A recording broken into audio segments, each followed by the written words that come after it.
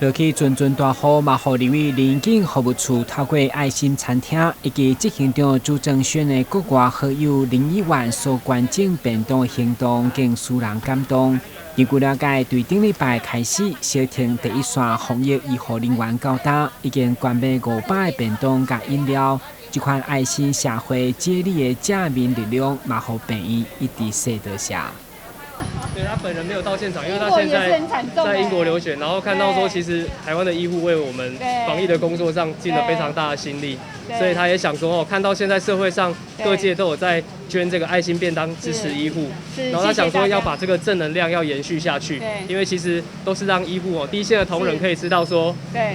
满满的爱心跟支持。对我们台湾社会其实对医护有非常大的支持啊，然后希望说这个爱心的接力。把这个正能量这样一直接续下去，对。然后刚好他今天也想说，就是可以有幸参与其中的一环了，然后也希望大家可以一起继续来支持我们的医护，感谢。非常感谢，其实这一阵子以来，我们真的有感谢到这个社会大众对我们的支持啦，是很辛苦，对，是很辛苦，然后配合中央的步调，在做很多的调整，滚动式的调整。不过社会的爱心，我们都有感受到，大家一起加油。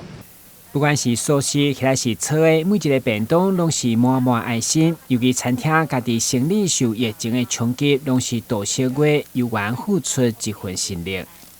林怡景立法委员他捐赠的那个餐盒是选中我们紫米玫瑰餐厅那这个时期呢是非常时期，然后大家经营餐厅都是非常的困难。那我们就是也是转型最近就是做便当。那我们这边便当有我们的主要特色当然就是以健康养生为主